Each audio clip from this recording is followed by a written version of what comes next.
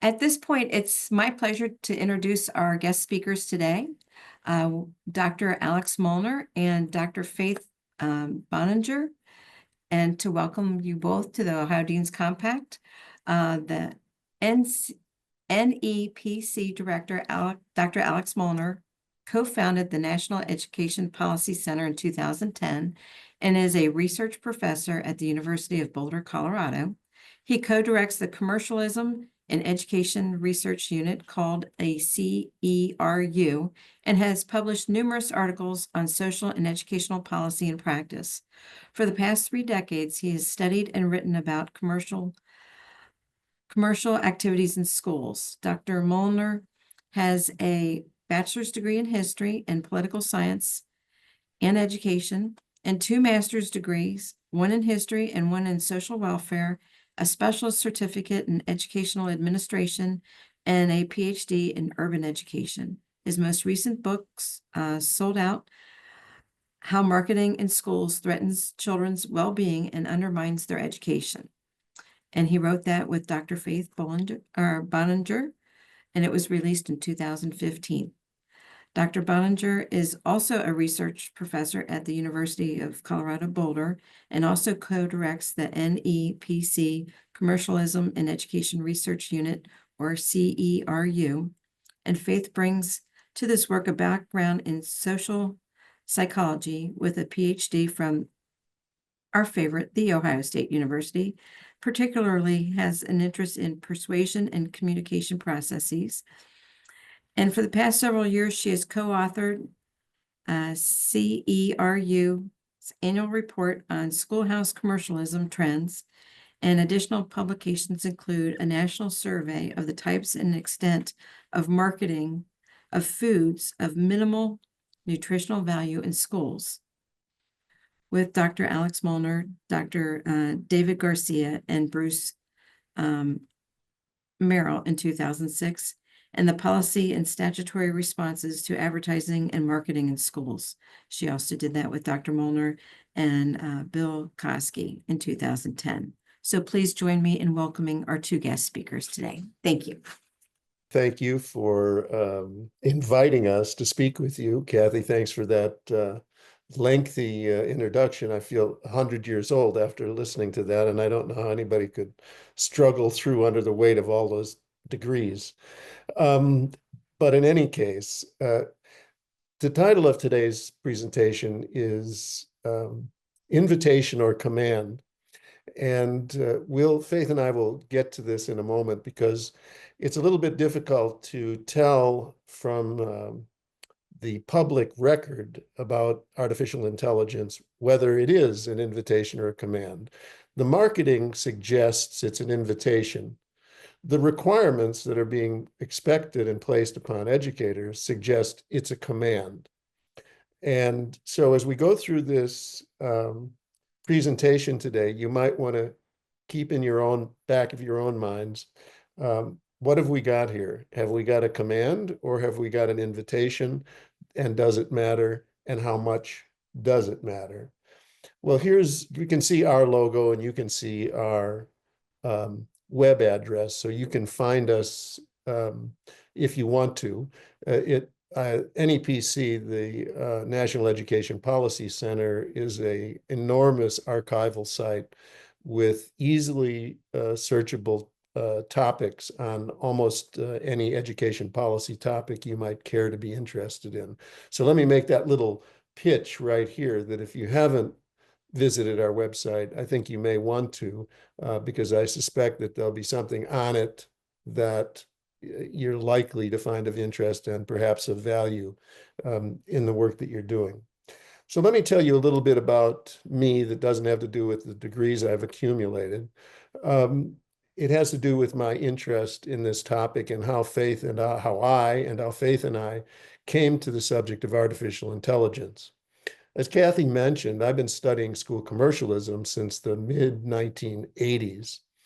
And it quickly became apparent to me once I put my toe in those waters that anybody and everybody who had a product to sell, a point of view that they wanted to have represented, or a problem they wanted to solve, went to the schools with so-called free materials.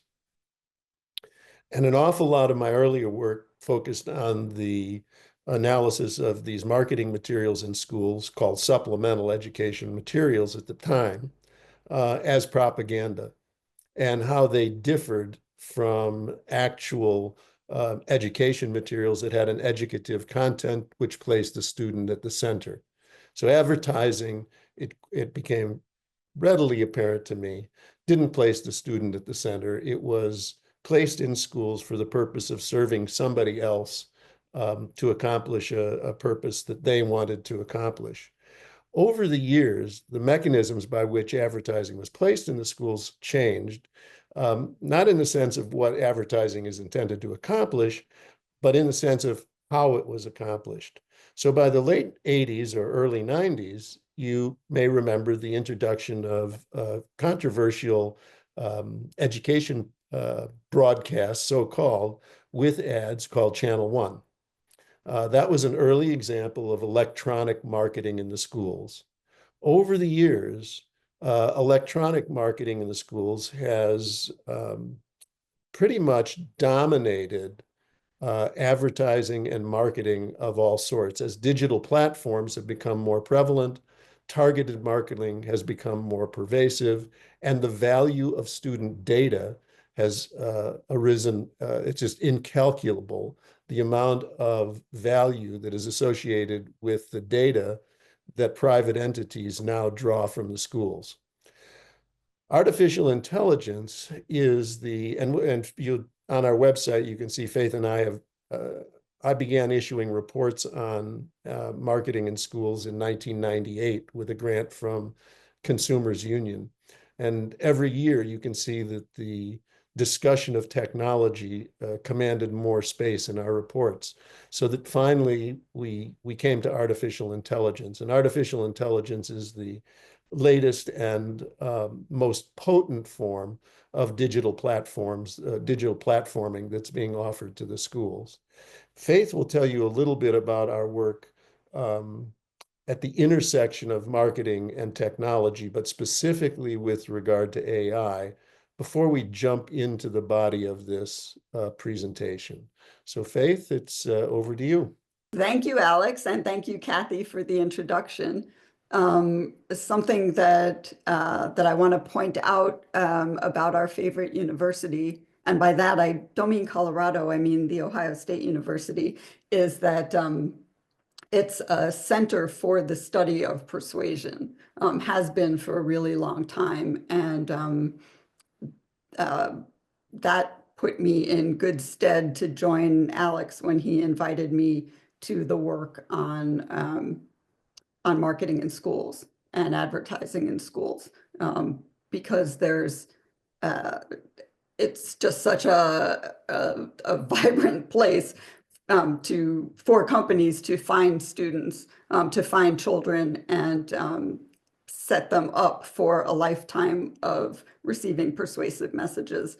So it was really wonderful for me to join him in this work and explore persuasion of all kinds, marketing of all kinds in schools, but to see how the world of ed tech, starting as electronic marketing, has developed and changed and has led into AI. Stanley, I wonder if you could put up the next slide, the one with the picture of our brief. Sorry, the next one after that, sorry.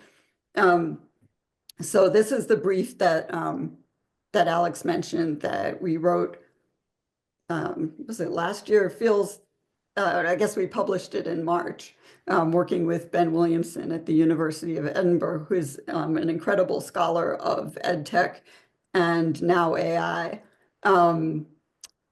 You can see the title there, that we're concerned about the development of AI, and something that we focus on in the brief are some questions that were asked by one of the early developers of AI, Joseph Weizenbaum, which is to consider about it, is it necessary? Does it work? is it a good thing to do? Those are important questions that we'd like you to keep in mind as we discuss this. We spent some time looking at the Ohio AI and Education Coalition's new AI strategy report. And it's really interesting given the context that we're talking about, in that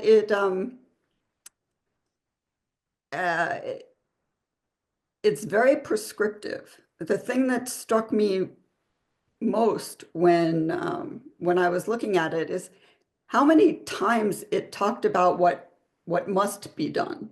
You know, it wasn't so much, here are these tools, have at them, see what you think. It was schools and students and the state must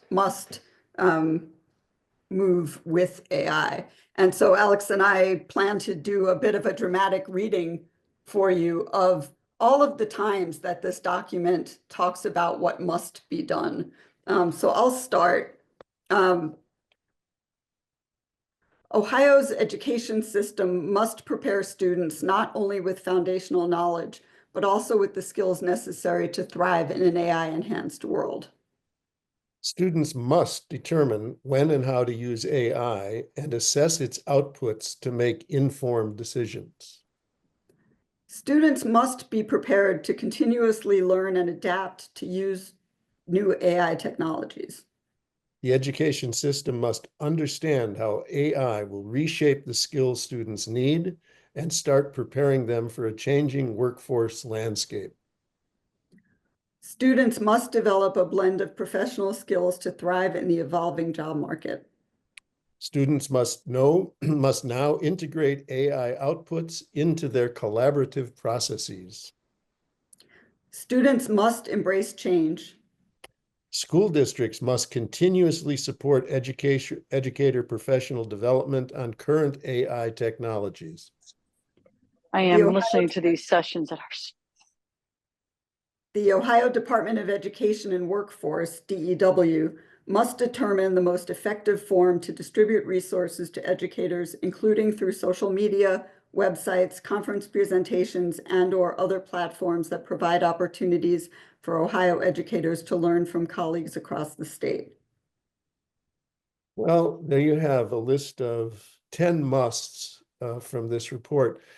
As I mentioned up top, I've been at this for a while, and a couple of things struck me about this just as observations. One is there's very little here in which you couldn't scratch out the term AI and put in standards, or you couldn't put in school-based accountability systems, or you couldn't put in any number of other reforms that have been proposed over the years. There's it's very, very long on these musts and very, very short on any substantive content associated with AI. Now, I've seen a very thick document from Ohio that's pretty darn well thought out, which is the State of Ohio Administrative Policy, Use of Artificial Intelligence in State of Ohio Solutions. So this is a very thought out, very thick document that does provide a great deal more detail. What both of these documents have in common, however, is the assumption that AI is necessary. I think at the end, if we succeed in our presentation today, you will at least find that assumption challenged. Some forms of AI may be necessary in some very well-defined situations, but I think most, as currently represented, are not necessary at all. Many, perhaps the majority of the applications that are currently available, don't actually work as advertised. And finally, the discussion of AI completely sidesteps the idea of good pedagogy and coherent curriculum. If anything was learned during the pandemic related to education, is the extent to which parents and students hated digital technologies, hated them because they were boring, they were stupid, and they were rigid. And once the novelty effect associated with using a particular digital technology or application wears off, they are stultifying. None of that goes away because you put the word AI or the term AI in front of the name of a digital platform. So we had a chance to review the presentation that you heard about AI at your last meeting. That presentation focused on applications, and it focused on the number of things that you can do with applications and how to do them and how to use them. And I'm sure for those of you that are deans and you're looking at programs for undergraduate or postgraduate teacher education, you're thinking, well, it would be a great thing what a great approach to a methods course to provide students with this panoply of digital applications for AI that they can use in their classrooms and so on. Our presentation is going to be a little bit different. Our presentation is going to be about how do you think about policy associated with AI? How do you think intelligently about AI itself? And how is it that you, in your role, can best understand what's possible? So let me say something about many of the roles that you play. Most of you are not in a situation in which you have a choice. You will be told to use AI. You will be told to implement AI applications. You will be told that students will be harmed if you don't do that. They will be left behind, and so on. You can see how strongly the workforce element is built into the document that we discussed with all the musts, right? Students must this, they must that, the other. I noticed that when I looked at the people who were on the panel that created this, I saw very few people associated with actual workers, the ones who were at the receiving end of this. I saw people associated with teachers' unions. I saw people associated with education associations. Maybe I missed them. Maybe I didn't get into it, but the actual subjects who are supposed to engage with AI seemed oddly absent from this conversation. This is, by the way, not a criticism of that particular document. It's absolutely characteristic. And I think it's a problem in general with regard to the way in which we think about both students, communities, and the people who live in them. Where are they at the table when these discussions are being held? Might they have something valuable and of interest to say? We suggest that they do. So we recognized that in your role, you're not the decision makers here. This is a high-level political decision driven by billions, literally billions of dollars. And you have people who command an enormous public audience proclaiming that artificial intelligence is going to transform the world in which we live. I suspect that that's true, but not in the way in which it is being talked about. We're not going to have an artificial intelligence apocalypse. We're not going to have Terminator type extinction events really soon. What we are facing is the spread of artificial intelligence applications through our institutions in such a way that we can no longer even explain what our institutions are doing to ourselves. So we have a series of questions that we're going to go through with you as this presentation proceeds that will help, I think, you understand more specifically our point. But before we get to anything like that, let me make a couple of housekeeping things. One is you're undoubtedly going to have questions as we go through this presentation. We have an hour tomorrow with you again. Please put any questions that you have that occur to you as we're talking into the chat. And we will review all of those questions between the end of this presentation and our conversation tomorrow. And we will organize our presentation tomorrow in response to the questions that you ask. So please feel free to ask as many questions as you like. We won't be taking questions during this presentation, but we will be taking the entire hour tomorrow to work with the questions that you have. So we are very interested in what you have to say. So I think now we want to look at our very first question, don't we, Faith? Well, not quite yet, I don't believe, because we wanted to give a bit of an overview of the kinds of things that AI is purported to be able to do in school settings.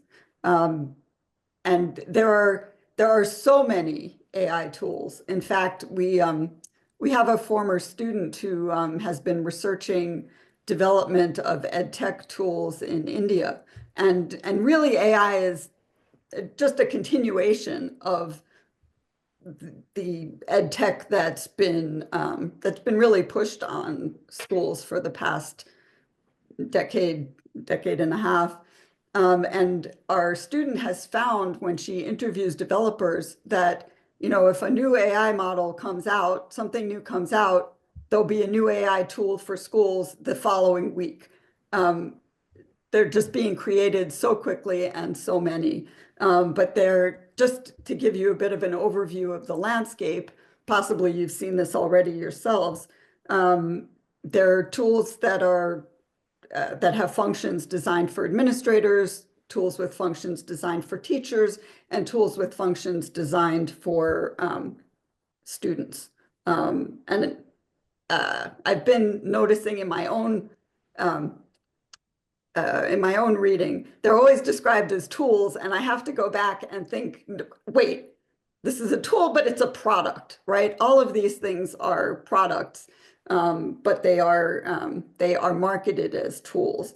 So administrators are offered products mostly to help with decision-making of a variety of kinds and communications. Zeta, for instance, is a company that provides a product that claims to automate dealing with data, with all the data that administrators have from all different kinds of sources. So this product automates unifying those data from different sources, cleaning them, organizing them, adding information to them from other sources, visualizing them. And all of this is designed to support administrator decision-making of a variety of kinds, like staffing and purchasing and things related to student success. Magic School AI is another very visible program that for administrators suggests personalized behavioral interventions for students. Power School has a product, an AI product called Power Buddy that it's incorporating into its offerings that generates communications for administrators and translates them. EAB Navigate is another product that does that kind of thing. For teachers, AI products will be marketed as assisting them with a variety of teaching tasks. So products such as Power School, Power Buddy, Magic School AI, Conmigo, these are big names that you'll hear several times during this presentation, create for teachers lesson plans and assessments. They can compose emails to parents and students. They can grade assignments. They're marketed as AI teaching assistants. And then for students, AI products often claim to provide personalized AI tutoring. And this is one of those things where we the personalized is repeated often in this ecosystem of AI tools. But I kind of think about it in air quotes because it's not really personal. It's personalized in the way that Netflix recommendations are personalized. So again, Power School, Power Buddy, Magic School AI, Conmigo, these are all products that claim to create personalized paths through the curriculum for students based on what they're interested in and their ability. So they're claimed to be able to help students learn specific concepts at their own pace and move them forward when they're ready. So, Okay, now I think we've got a question for you. And Stanley, if you'll put up question 7. This is for you to weigh in on. We'll display the group's summary responses when you've done that. There are the results. So this skewed pretty much as we thought that it would. You know, it's inevitable, and therefore it's your responsibility, and that tracks with the roles that you have, right? I suspect that this wouldn't look appreciably different if we had framed the question as artificial intelligence isn't inevitable, but what do you think? Is it your responsibility to embrace it? Given the environmental pressures on you, I think the distribution would probably look a great deal like that. So if you take a look at these results from a person that shares our perspective, you ask yourself, all right, so would these results change if you realized this about how accurate AI applications were? Would these results change if you had an understanding of the way in which the algorithms are put together and the assumptions that drive them? Would these responses change if you had read the terms of service? Because would these have changed? Perhaps, perhaps not. So let's assume that everybody who responded, it's very much their responsibility, quite a bit, a moderate amount, or so on, said, you know, I have some serious misgivings about AI, but nevertheless, this is my responsibility to do. We should be able to provide you with our answer to that concern as this presentation unfolds. So you've got serious concerns, there are serious problems, but you're in a role that requires that you implement some form of artificial intelligence, some kind of artificial intelligence app, and so on. So what do you do? All right, let's move on a little bit then. We have another question for you. Yeah. before we do number 8, Yeah. something about this question about whether AI is inevitable is that's the marketing around it. You know, I do a lot of reading in this area and talking to people, and that's what I keep seeing is people saying, well, it's not going away. It's not going away, so we have to incorporate it. Where that comes from, that perspective that it's not going away, we have to incorporate it, is really a marketing push. There's a lot of money being spent on developing these systems, and in order for that money to be recouped, in order for investors to make good on their investments, these products have to be incorporated. We all need to believe that they're inevitable because if we have, as Alex said, if we have concerns, we're encouraged to ignore those concerns because we've got to do this. So I just wanted to add that bit of perspective in there. So we have 49% very few processes. So just at the beginning stage, but then the big reveal from ChatGPT is only what, 2 years or less than that behind us. Several processes, many processes, and we have one response says all processes, artificial intelligence is actually touching every aspect of those processes. Well, we think that we thought this would, again, we figured it would be very few, several processes. We didn't think there'd be, this is about the distribution that we anticipated given the state of play with regard to artificial intelligence. But now we are going to have a couple of qualitative questions for you. So let's go now to question 10. All right, well, okay, so the vast majority haven't read the user agreements. That comes as a surprise to nobody. Every time Apple updates my iPhone, I'm asked to sign an agreement that I agree to the terms. And if I actually go to the terms, you see this enormously long list of densely written text that's pretty impenetrable. So it's not surprising. But what is of interest here from the standpoint of education is some of the greatest controversies in education are associated with the content and processes of what goes on in classrooms. And so now you have applications that are being used by people who literally, and again, this is no criticism, it's simply the reality of life. You wouldn't have the time to read all of these, who literally don't know what they've signed up for. They don't know what they're liable for. They don't know the limitations that are stated up front.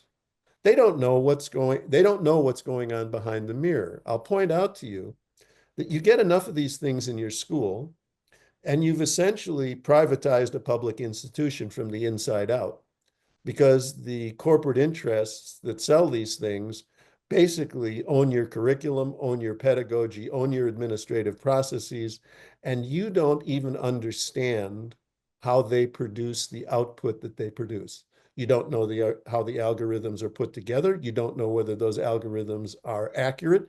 You don't know the assumptions, which they call in AI, scientists described as ground truths, right? Which is the empirical reality upon which the program is allegedly operating. It touches that. So you don't know any of that. Now, if you brought before your school board and said, I've just purchased an entirely new reading curriculum, and a school board member said, well, have you read it? Oh, no. Do you know how it was put together or who put it together? No. Do you know whether this will actually stand a chance of enhancing learning, or that it will perform as marketed? No. I don't think that would be an acceptable answer.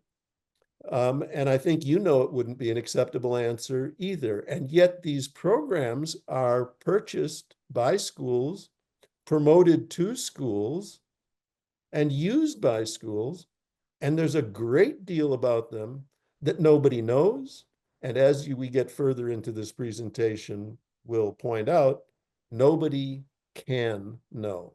That's a serious, serious problem of policy and of teaching and learning and administration with regard to public institutions and schools, most in particular. So, Stanley, let's go to question number 11. And I want to add something else. You know, many of you said that AI was integrated into some of the applications in your institutions. It would be great if you could put in the chat how they're being used, what they're being used for. So again, most of you don't know whether or not you have access. I'll provide the answer for you. No, you don't. Because almost all of the algorithms are hidden behind a proprietary curtain. And the people who own the algorithms will not reveal it to you. So you don't know. You don't know the assumptions upon which these algorithms run. You don't know whether they actually work. and you don't know whether the programming makes any sense at all. None of these things are known. The question that comes before us as a matter of policy and good practice is, why don't you know? And what would it take for you to be able to know? So some AI foundation platforms, such as Meta's Llama platform, are used by any number of developers to create AI applications for use in any number of different places, including schools. What those developers do, what they build on top of that foundational programming is anybody's guess. They don't have to reveal it to you. They don't have to reveal it to you at all. And so, for example, if you have a face recognition software that claims that they can do this, how do you know whether or not there's a racial bias built into that face recognition software? What's the ground truth associated with facial characteristics that runs that program? And how is that ground truth used by the program? There's a whole lot of programming here. So the question that I would have for policymakers in Ohio, I think it would be a useful one for you to raise, and that is, why does the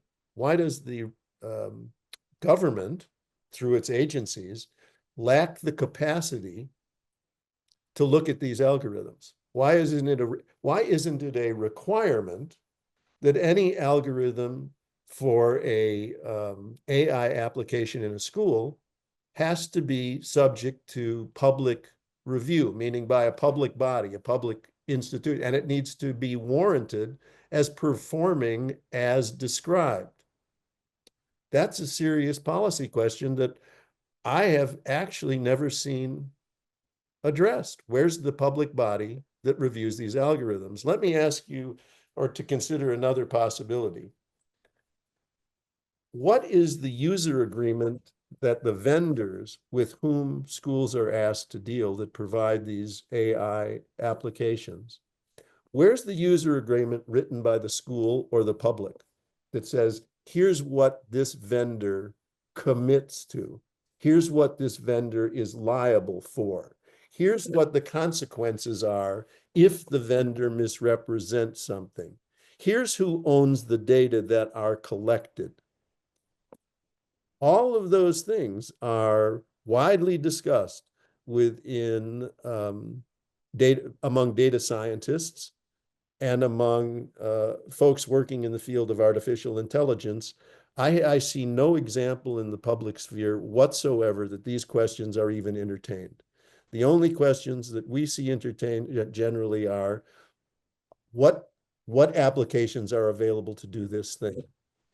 Rather than the prior question, do we actually need this thing? Is this better than a person doing this themselves? Is this better than a process that we already have in place?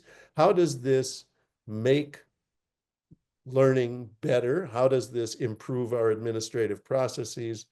How does this make our lives better? Every one of us in this meeting has touched AI in any number of simple everyday interactions as consumers.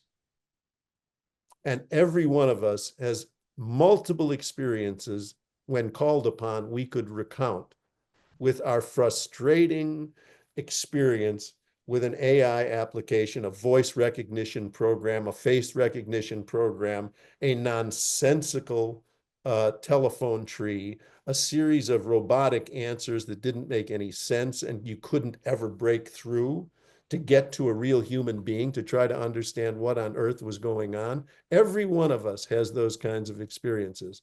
And yet, somehow, when we think about AI applications in school, it's going to be transformative, and it's understood that it will be transformative for the better. That's the unstated assumption. It's so understood that it doesn't even get stated, that it's an improvement. The implementation of AI is an improvement on its face. That's what we're being asked to believe. We challenge that assumption because we took a deep dive into many AI applications, and we took a look at the kinds of information that are used in AI, and we looked at the emerging data that are available with regard to performance, and it's frankly staggeringly condemning.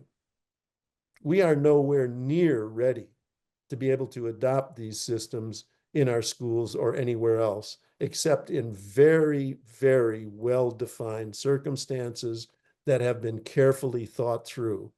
And the AI application is suitable to the purpose for which it is being used. We're going to get, as we proceed, into some teaching and learning things, because I'm an old curriculum and instruction guy, just to try to talk through the logic of this using non-technical language. The logic of this, does this work?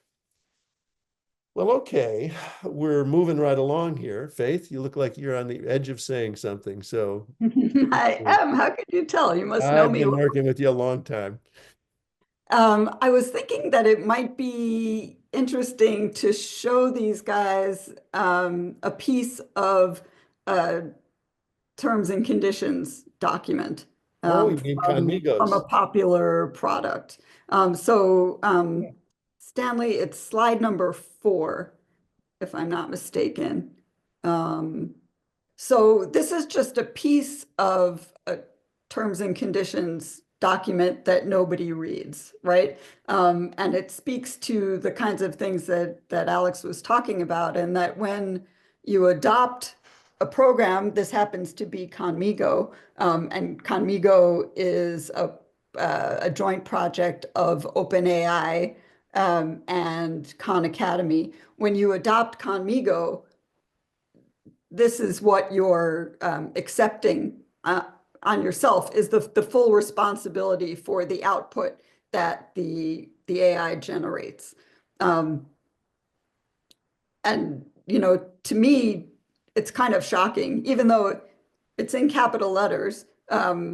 It's deep in there, and any school that adopts Conmigo is burdening itself, its teachers, its administrators with full responsibility for any of the output. And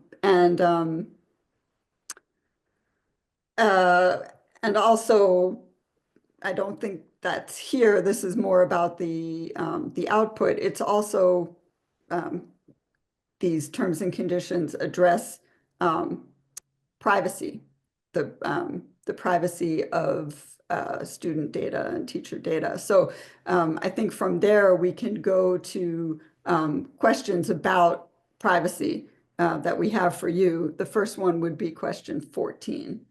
All right, so we see a pattern emerging. So let's contrast the pattern over the last couple of questions to the list of musts in the Ohio document that we had. So what this suggests is there's an awful lot of you in this room that don't know and don't know the answers to just pretty straightforward. These aren't exotic questions, pretty straightforward questions about artificial intelligence and artificial intelligence applications.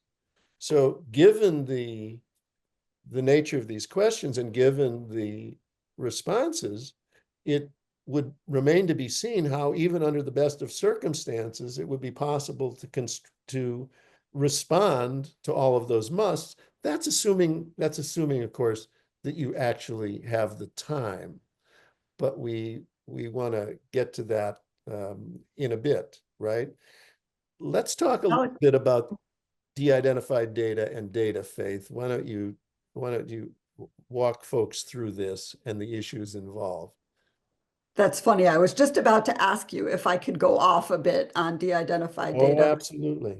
because this is something that we've uncovered over time and found fascinating but disturbing. So our interest in privacy really got going in around 2014. We were doing a landscape analysis of policy having to do with advertising in schools. And in the course of collecting bills, state bills regarding advertising in schools, we noticed that there was a lot of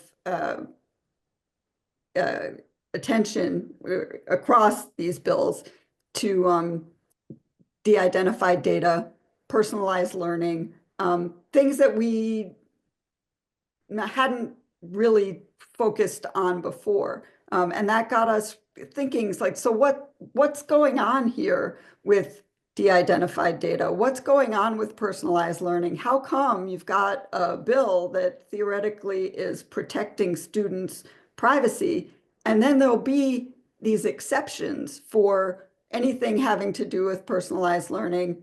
There will be an exception for de-identified data.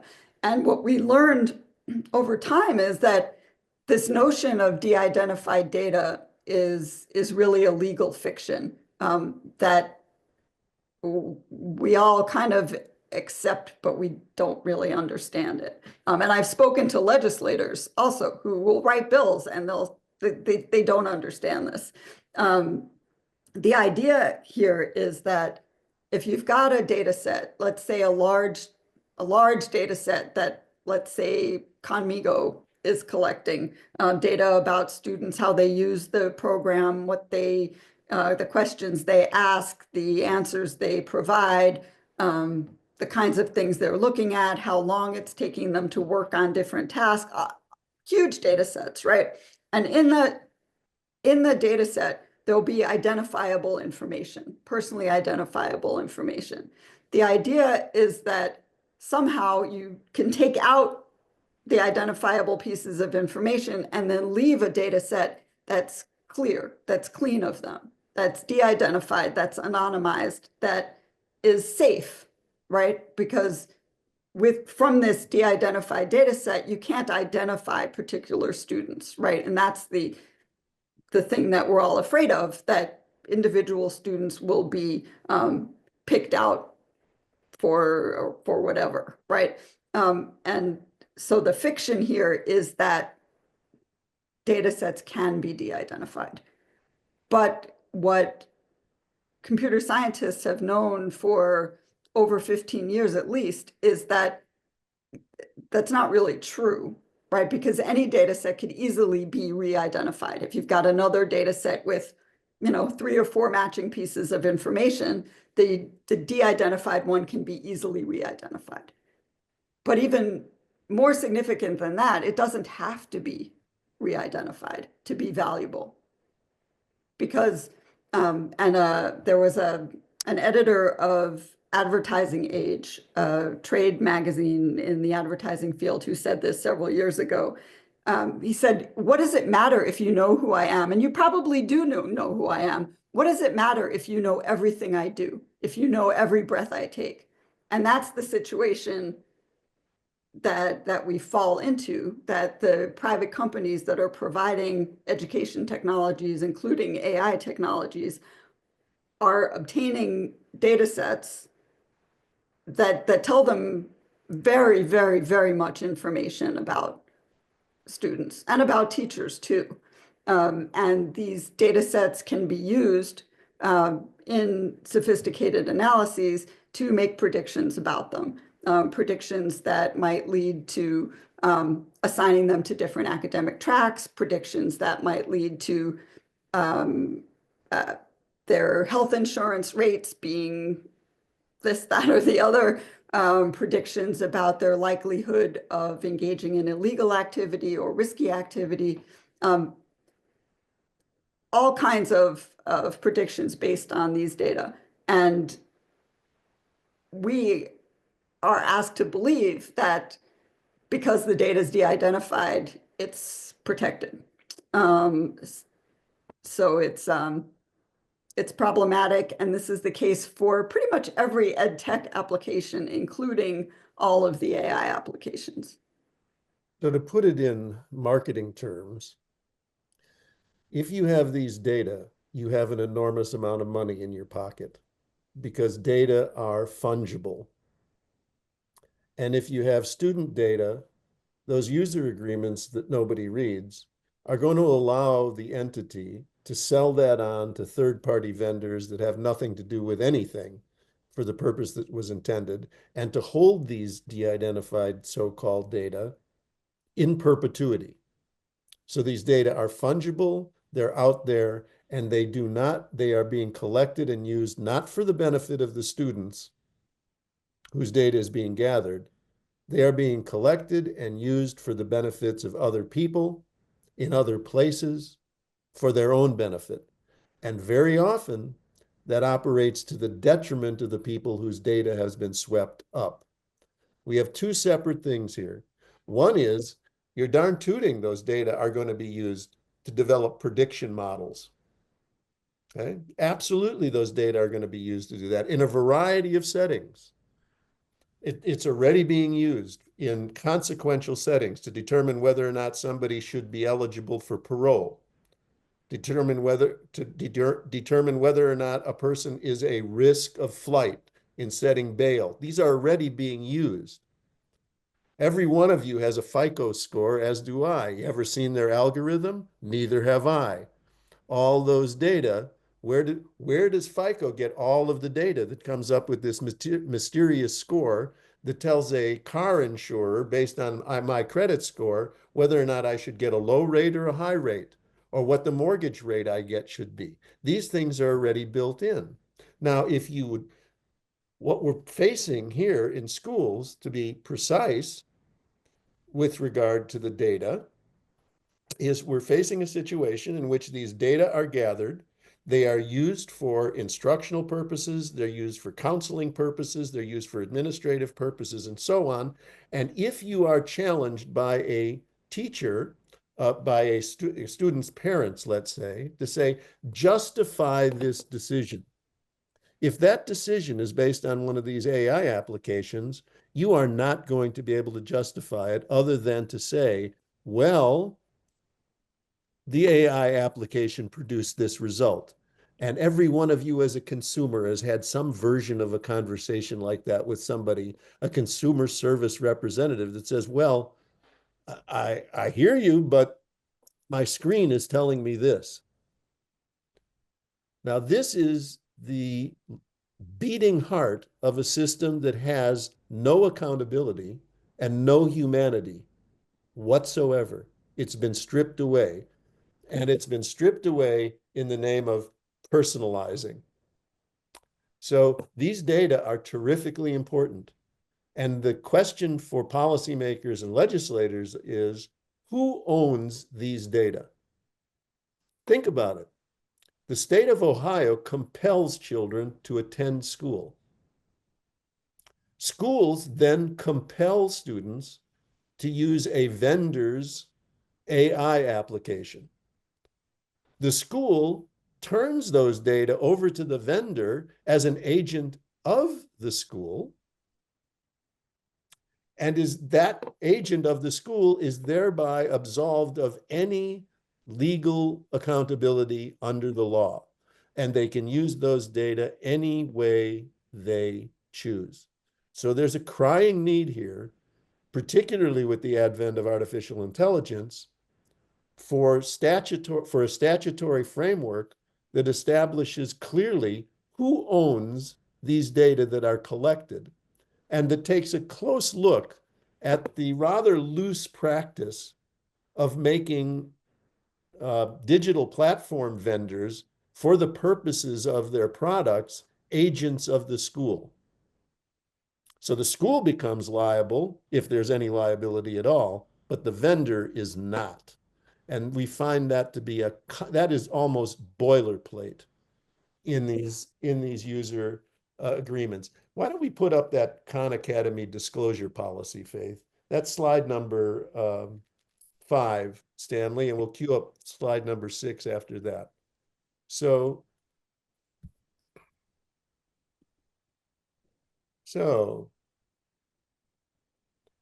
they can. I'd like to point out about this is that there's a really big difference between what you see as a user of any of these products and what is actually happening behind the scenes with data. We just don't know. And this disclosure policy indicates some of that, right?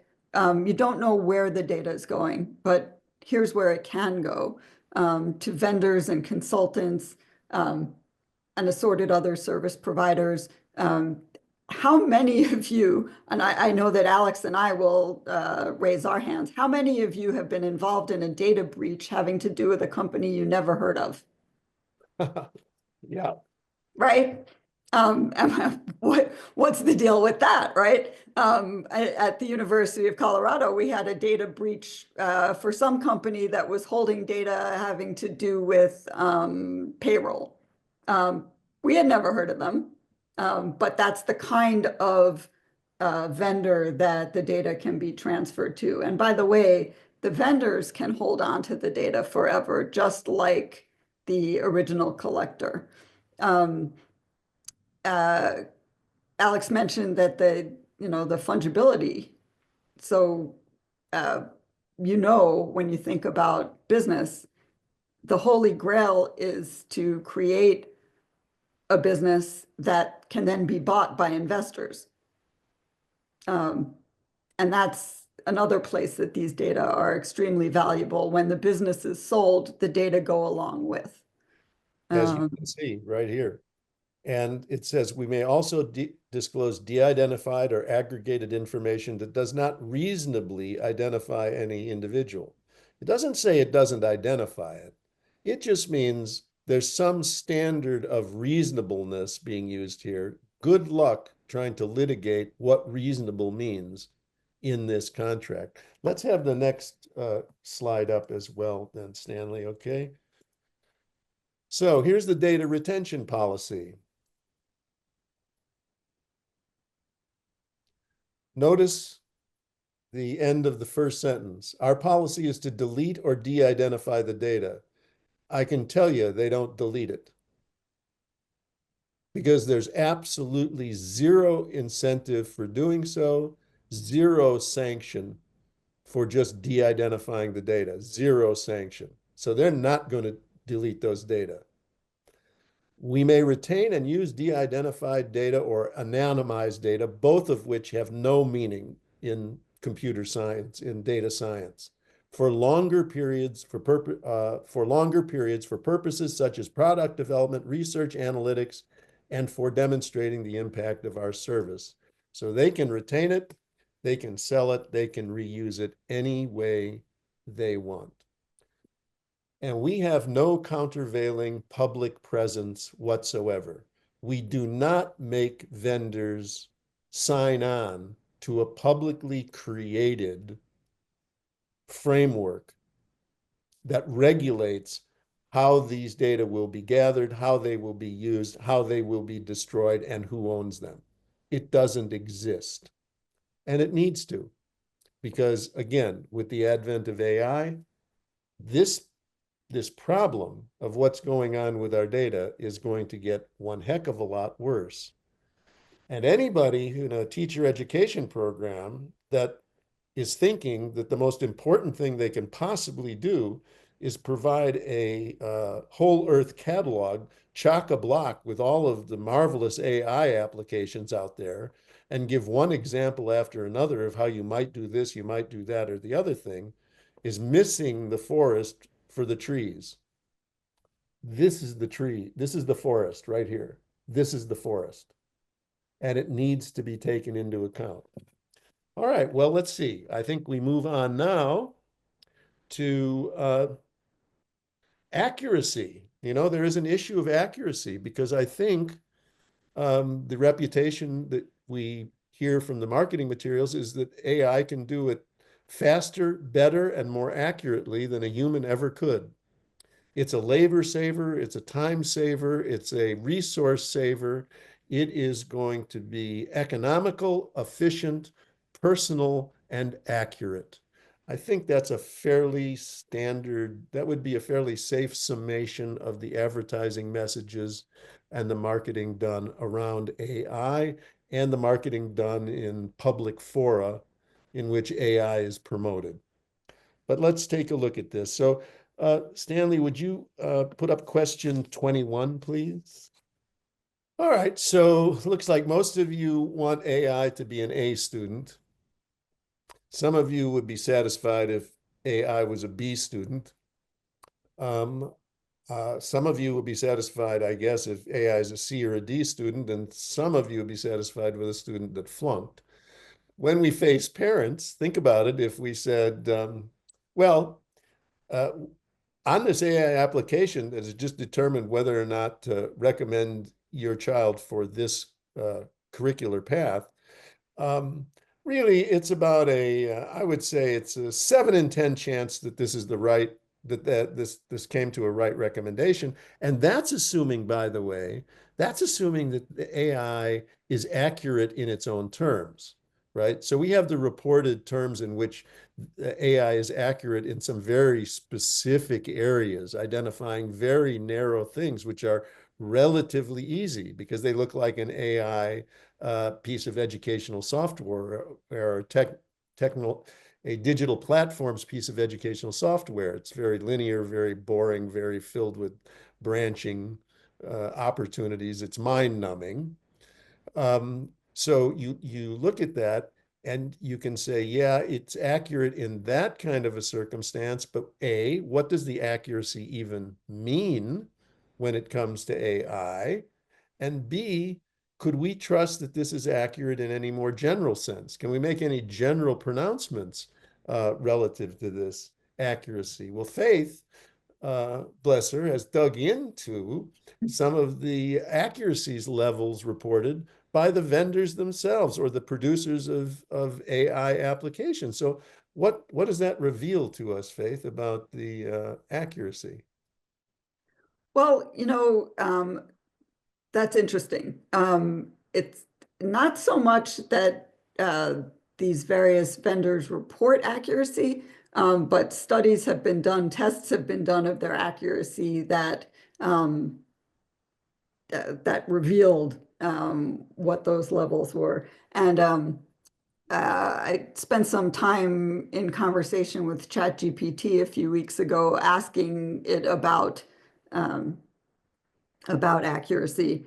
And the rates are not what we might hope or want.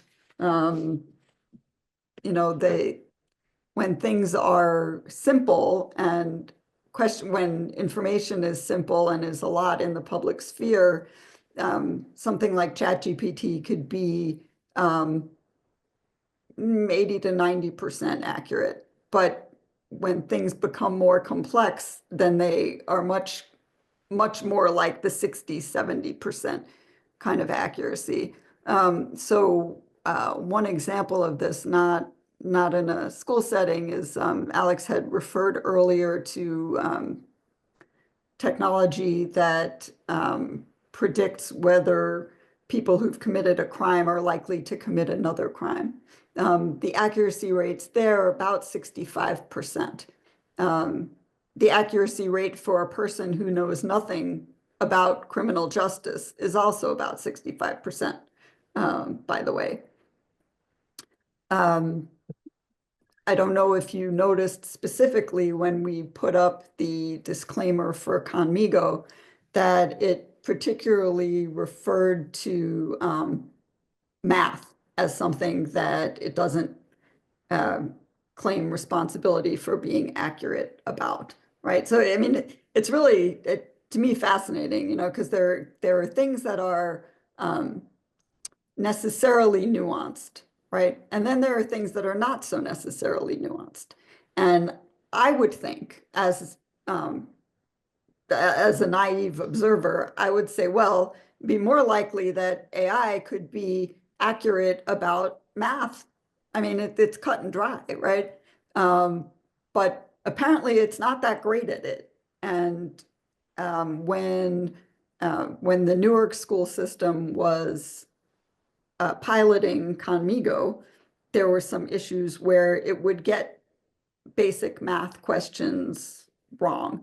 When Matt Barnum, who's a Wall Street Journal reporter who's been interested in ed tech for a long time, played with it and had some of his colleagues work with Conmigo, what he found was that it had trouble with basic geometry questions. And these are the kind of things that a teacher might notice, might not notice. You know, if all of the students are working with a program, if all of the students are working individually with a program and the program accepts an incorrect answer as being correct, the teacher may see it, may not. If the inverse occurs, the teacher may see it, may not. The student who's learning wouldn't know how to assess whether the program is providing them with correct information. It's really pretty messy. And when you know that the likely rate of accuracy is somewhere between, 60 and 80%, that's not very impressive. Like, I think if we were hiring teachers and we said, well, this teacher candidate is likely to provide correct information to a student even 80% of the time, you'd be concerned. So anyway, that's kind of what I have to say about accuracy. So we have an accuracy issue, but we also have what I would call a mechanical Turk issue. Mechanical Turk is a apparently automated device that requires human intervention to work. So a good example of a contemporary mechanical Turk is Tesla and their self-driving program, which they've now admitted is no such thing. But in any case, for their self-driving taxis, they are now hiring. They're hiring people. You know what? They're hiring people to serve as the human interface with this so-called automated system to actually get it out of trouble every time it gets in trouble. And it gets in trouble a lot. That's what's meant by a mechanical Turk. There's actually, here's a machine, and it's requiring human intervention. So you ask yourself, what exactly here has been automated? So the machine can't perform as described. It requires a human being. Well, now, when we get to the next section, we're going to talk about teaching and learning. There is a question of time. Again, not a, this is not a sophisticated question. It's a very simple one. Artificial intelligence and no technology can create time. It can't create time. So the only way that artificial intelligence can be implemented, or any other technology can be implemented, is if a teacher stops doing something that they're currently doing and does this instead, or the application actually reduces the amount of time that the teacher has to spend doing something else that they can then devote to the students. There are very few instances that bear up even the most rudimentary logical assessment of how, in fact, would this thing work in the office, in the classroom, and so on. Who is going to do what? Who is going to ensure that it's done properly? Who is going to check its output?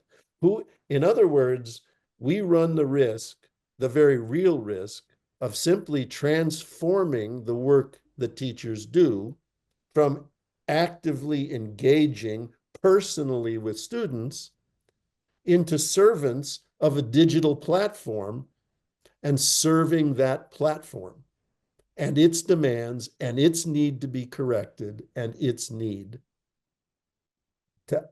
to be intervened with, even in the most prosaic things like it's making recommendations for books to read at the second grade level.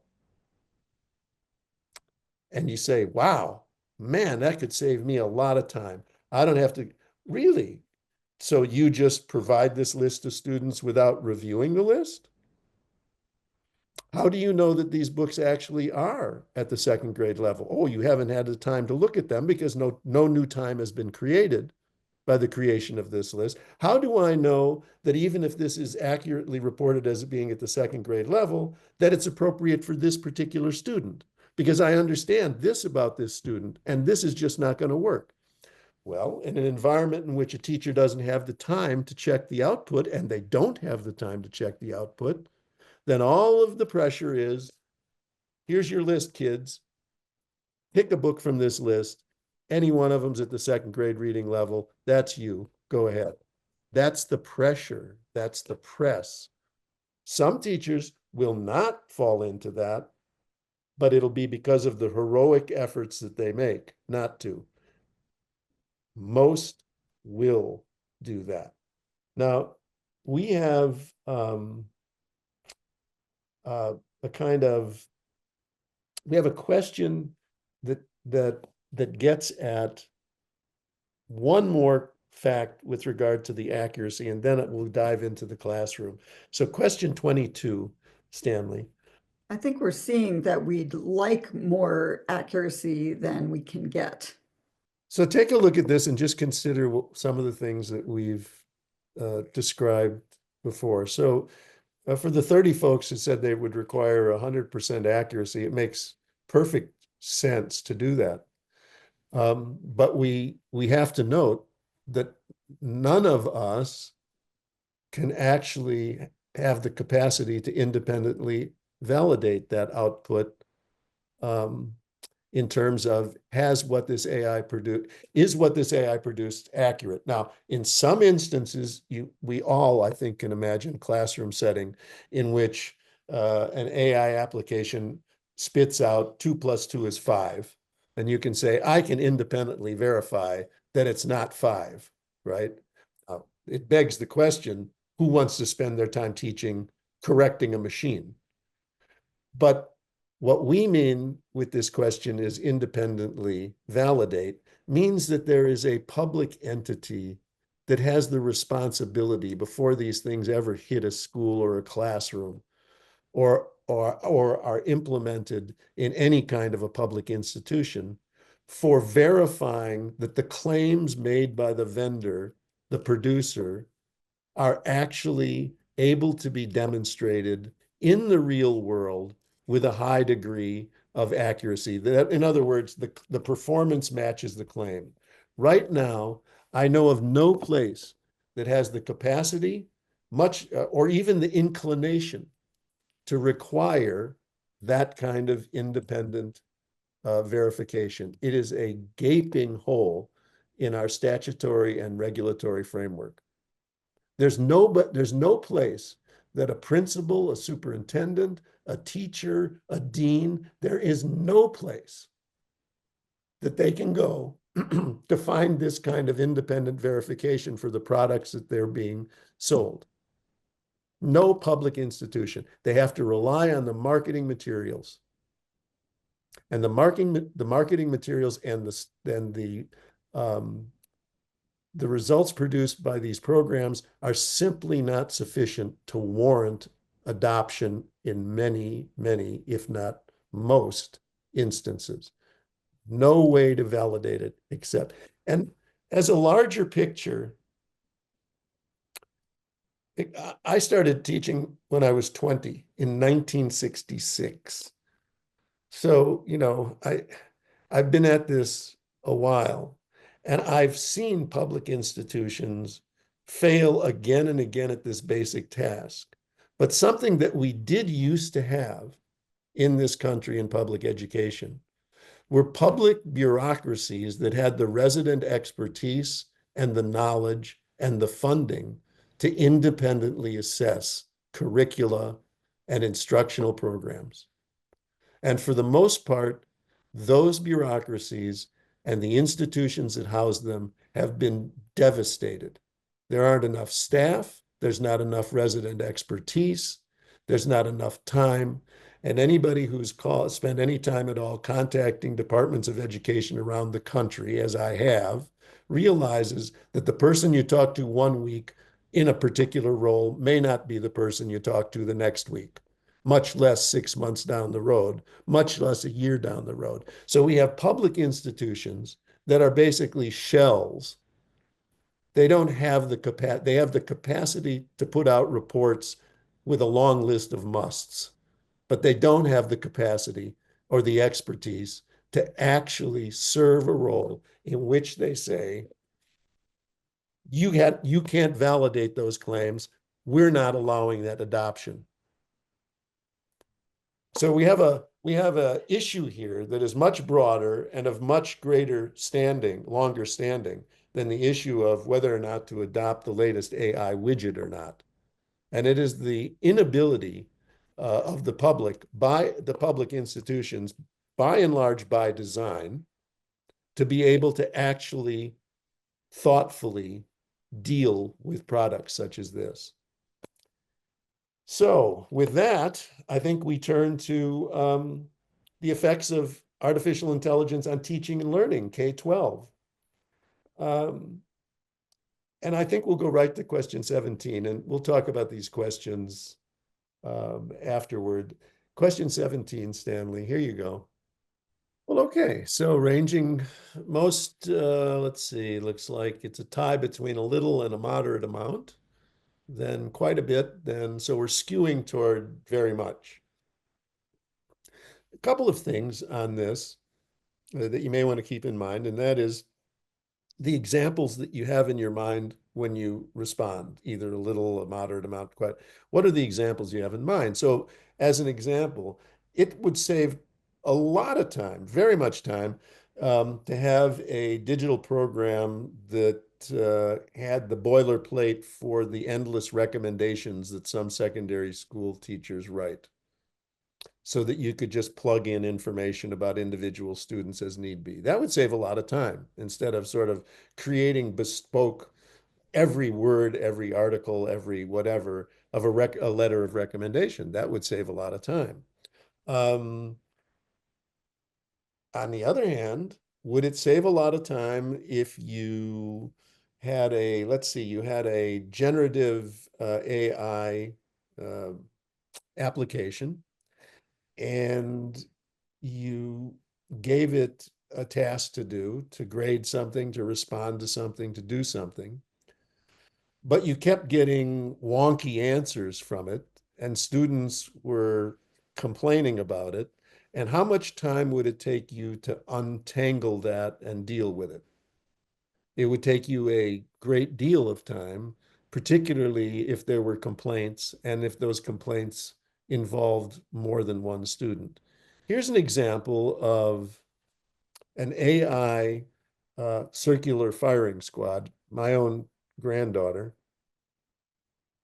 Ella is her name. So Ella turned in an essay, a history essay. The history essay was run through a program designed to catch whether or not students were cheating using AI. So it was a kind of battle of the robots. You know, did ChatGPT write this essay, or did Ella?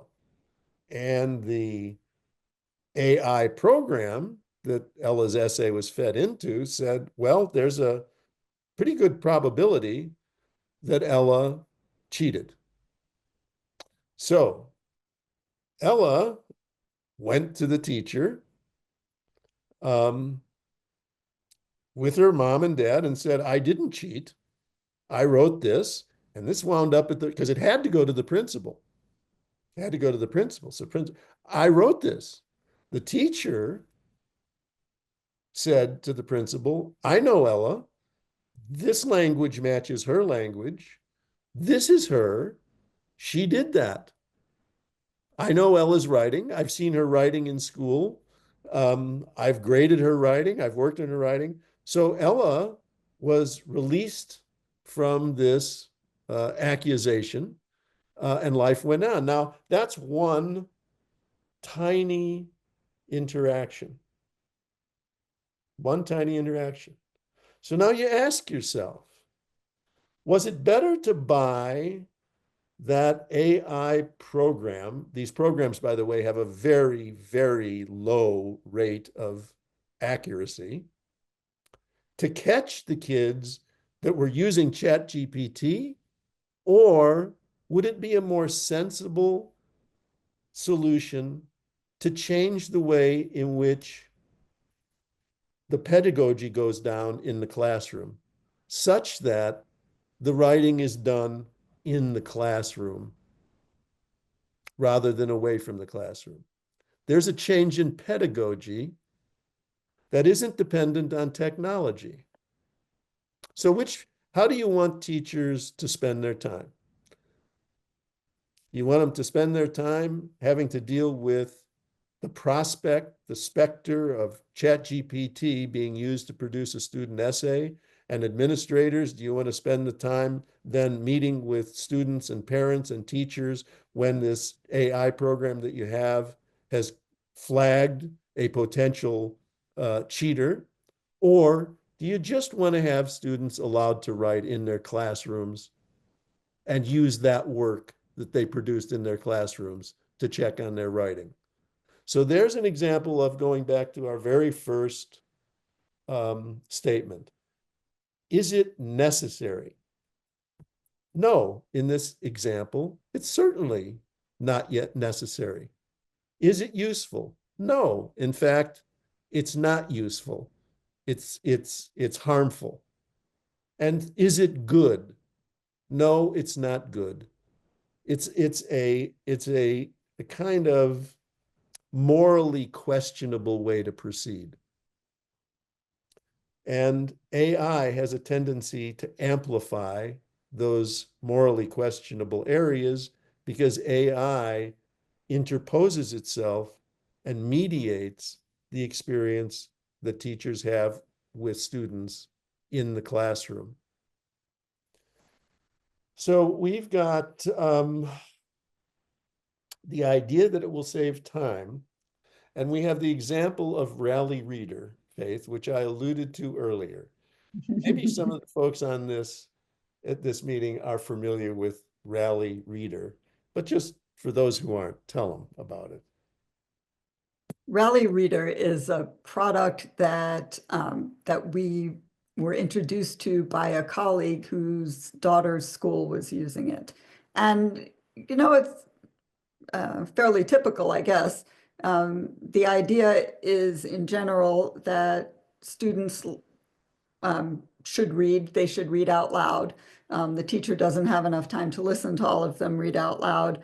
Also, the students might be intimidated by the teacher listening to them. So this way, what they do is they read they read out loud, and the product identifies when they make mistakes and lets them know and encourages them to do better.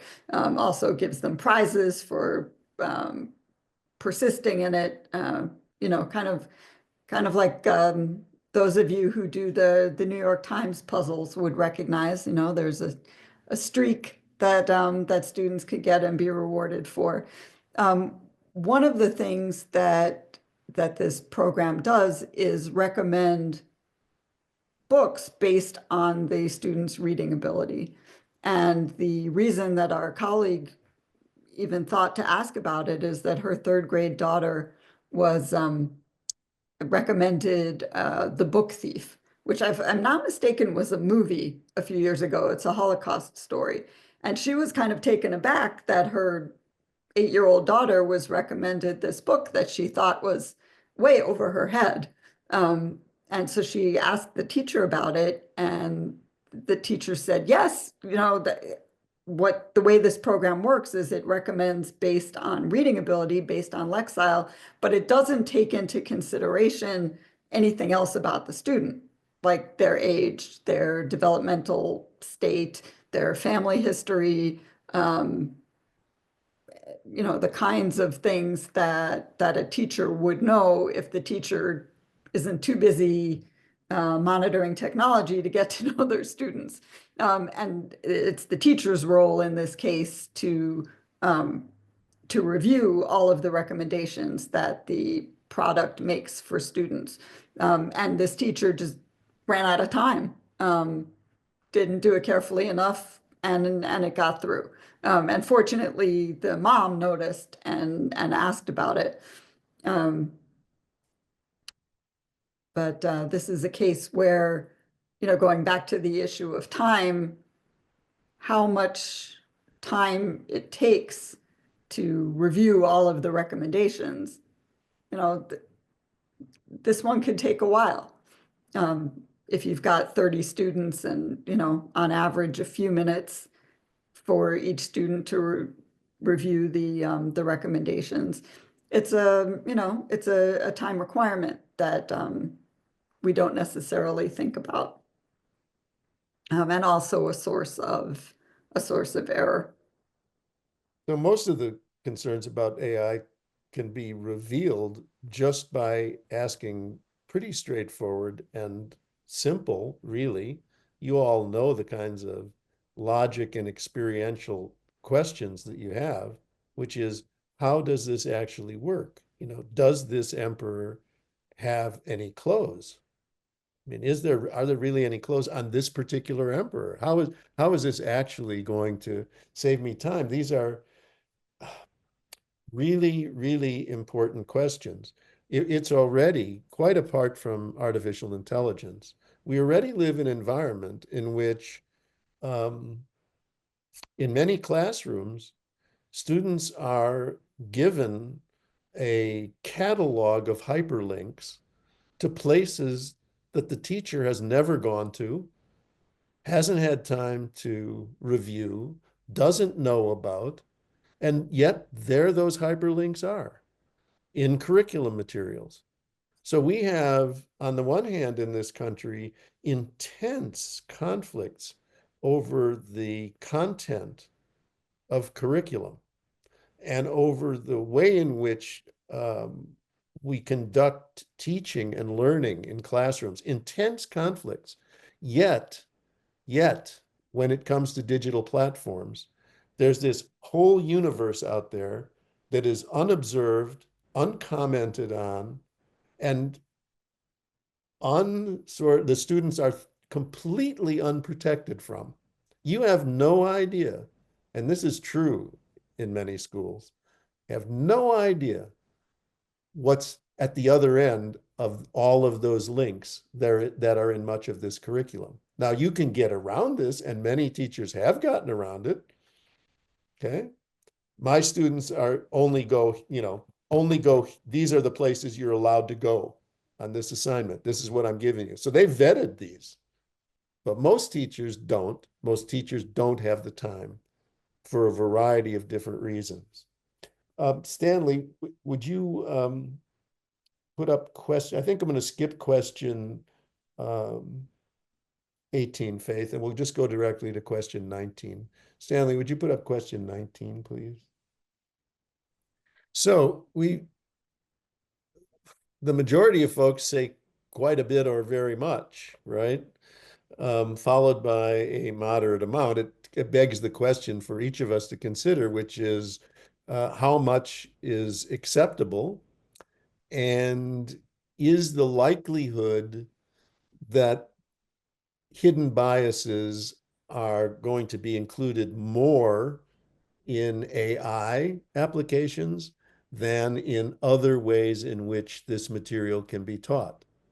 In the old days of textbooks and textbook adoptions, famous authors made a lot of money by putting their names on textbooks that were written by a whole bunch of unnamed editors toiling in the background, but they put their name on the book.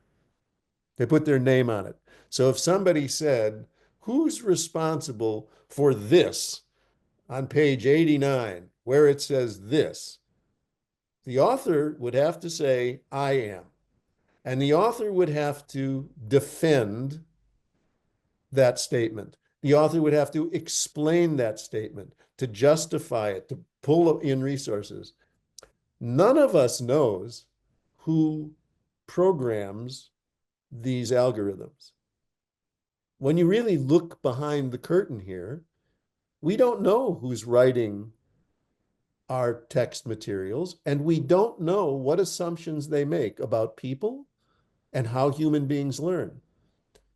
The great majority of digital applications have a pretty straightforward, linear, operant conditioning understanding of human learning and behavior. Okay? It's very simple. You got it right, you get a reward. You get a token, you get this, you get that, the other. And very quickly, that tends to lose its appeal. Kids get bored and so on. But we're now in a place where without the intervention of the state, without the intervention of educators and teachers, a great deal of the material taught by these programs is simply the people using the programs, the educators, the administrators, and so on, don't know anything about these assumptions, much less the people who did this, who programmed this, much less the validity of the digital operations behind the screen. Don't know any of that. So the entire structure then begins to resemble a black box. And we're really then at the standpoint in which we're asking people to accept what they get on faith that it's the best thing. Okay? I just finished reading a very interesting discussion of artificial intelligence applied to pathology reports and the difficulty of the artificial intelligence application providing very precise assessments of pathological slides.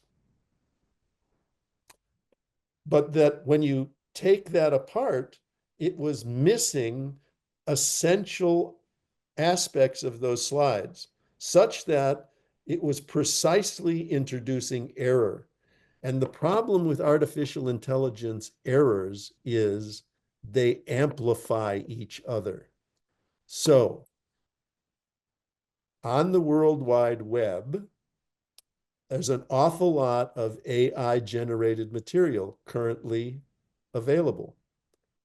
That AI-generated material contains any number of known and probably a fair amount of unknown error. When that material is in turn used as training data for AI applications, the errors that are there aren't mitigated, they're amplified and they're hidden. So we really have a very, very hard question to ask ourselves about whether or not we want to trust these programs in any consequential way to provide the content that is available to our students. There's too much that we don't know. You as a parent, none of us as a parent, none of us really as a teacher would be willing to stand for that kind of a standard. Here's this material, and I don't know. I don't know, but I'm going to use it because I've been told that what it's doing is correct and it's right. That's a very, very low and a dangerous bar. All right. I Can I think, add something there? well, we're getting to number 11, but okay, yep. Well, you're alluding to some things that I think that are really important. It involves transparency. You know, the whole issue about the program that that predicted whether people would be likely to engage in another crime led to a series of studies and reports, and one I thought was particularly relevant. It was by a computer scientist who's a bit of a hero of mine. And she said, you know what the problem is the lack of transparency. She said, if the original program had been transparent, then we wouldn't have run into any issue with how it's applied, because people could have researched it, they could have analyzed it, they could have seen what it was doing. But the fact is that the products that we're being encouraged to use are products that are privately provided. Their programming is behind that proprietary curtain, and so we're not allowed to see it. And so there are a lot of people working in computer science who are very excited about developing AI, but their concerns and the kinds of things that they're working on are not what's being passed on to us as consumers, because they're overwhelmed by private interests that are creating these products for sale. And their interests are very much against any kind of transparency. That's all I wanted to say. Now we can And go there's to no, number 11. there's no statutory requirement that they be transparent. Let's go to question 24, Stanley. So no funding or little funding. So I think we probably all of us know that in an environment in which there's no funding or little funding, that long list of musts that we read at the beginning, where's that going to come from? It's going to come out of people's hides. What does that mean? It means that they're going to be asked to do more with less, not do less with less, do more with less. So why is that important? To some degree, that's the same old story. I've been at this for a long time now, and there's never been enough money. There was no golden age. Money's always been short, and the demand has always been to do more with less, to be more efficient, and so on. But the question here is, or I should say the point to be made here with regard to artificial intelligence, it means all of those things that Faith and I have mentioned, all of those things, will never be done. AI applications will not be thoroughly vetted.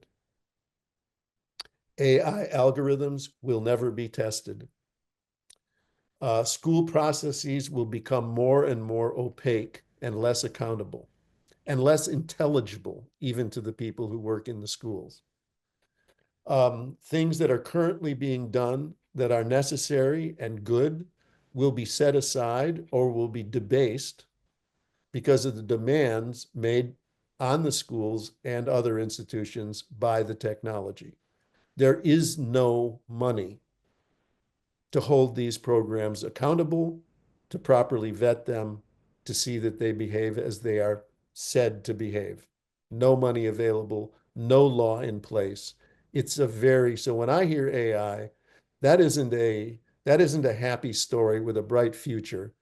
It's a very grim story that tells me that public education is heading down the same road as customer service in this country, which is to say no road at all. It is an anti-human road. It feels cold. It feels impersonal. It feels uncaring. And it feels that way for a reason, because it has become that way. And these gadgets are not going to save schools from that. They're bringing it to the schools. Let's try question 25, Stanley. So there we are. No funding, little funding, and so on. Where does this leave you at the end of the day? What would be our advice to you at the end of the day, knowing that you're not in a position any more than we are to control this, to steer it? There are two things that I'd like to say. One is, at the very least, you don't really have to buy into it in your mind. You don't really have to pretend to yourself that this is the next big thing and this time it's really going to be different. It isn't. It's going to be as bad as we are suggesting. But the other thing is, there is something you can do, and we recommend this very strongly. You can look at the recommendations in our brief, but we recommend to you, to the greatest extent possible, do as little as possible with artificial intelligence. Do as little as you possibly can with artificial intelligence. And I would hope that teachers unions would start asking, and maybe they already have in some instances, these questions with regard to classroom implications, curriculum implications, teaching and learning implications of artificial intelligence. For those of you that work in a post-secondary education setting, if the curriculum doesn't provide a heavy dose of pretty straightforward questions that cut to the heart of the current matter, but instead simply focuses to shifts to a focus on let's point out all of these flashy new widgets to our students. I think that you're missing an opportunity to give people a chance, perhaps, to think this through a little more carefully, and at least not march forward thinking that there's some problem with them when these pet technologies don't deliver as promised. So, can they be used? Yes, they can. Must they be used carefully? Yes, they must. And sparingly. Very, very sparingly. Faith, would you like to have the final word? Because I think we're very close to our time here. Actually, I think you said that very well by focusing on the sparingly and carefully, and with a large grain of salt in terms of how you approach these products that you're being encouraged to use. Well, I haven't had a chance to look at the chat, but I hope you've had plenty of questions. And tomorrow we'll spend the entire hour just working with those questions. We'll try to, put them into sensible categories, try to rank them in some way, and do all those things that human beings do to try to figure out what are we gonna do with this information. So thank you very much. I know it's probably been a very long day for every one of you. I noticed that this is a Thursday, which is a work day, and I know you got started early. So just our appreciation to you for being here and listening to this and participating. And I hope to some degree you found what we had to say thought-provoking and helpful. That would be our very greatest hope. So thank you again, and well, we'll see you tomorrow morning. I hope you have a lovely evening and a great dinner. Put your feet up. Thank you both of you for your presentation today. We thank you for sharing your insights on AI and also for challenging us to re-examine the AI tools and products and encouraging us to be critical consumers. So we really appreciate that. In addition, I'd like to thank Stanley and Deb for all their assistance. Stanley makes things so seamlessly that we often forget how hard he works in the background. Thank you, Stanley. And thanks, Deb, to you and your team for such a timely conversation. And we would like to remind you that we will be back here in the morning. I think it'll open up around 8 and we'll start at about 8:15. And to close out the meeting, Jessica Horowitz-Moore would like to close the meeting for us. So Jessica, thank you very much. Well, thank you so much, Kathy, and thank you to Alex and Faith. I'm sorry, I'm normally here at the beginning of the meetings and I was pulled into a different meeting this afternoon. So thank you so much. I know it is quite a late night. And I hope everyone had a wonderful Thanksgiving. Thank you for giving us so many things to think about when it comes to AI. We know that, there are so many different complexities around AI use for the workplace, for schools, for teachers, for students. As a, parent of 3, I certainly think about it lots for my own children. But I know at, the state, we do have our AI plan and we're, excited about the potential, but we know how to be, and thank you, Alex, for continuing to illuminate that we need to be very cautious as we begin to use AI more widely in our classrooms. We do have our new state AI plan that has been released recently. So we will continue these conversations about implementation. We also, if you weren't aware, we have an Ohio Education Technology Conference in February. So if that is something people are interested in, you can register now for that conference. The theme is innovation, access, and collaboration. So just really excited to continue these thoughts. I saw a comment from our friend Mike Trago in the that just popped up that there are lots of things to think about for when it comes to AI. So I know we all know that. So once again, thank you all for being with us tonight, and we will see you in the morning.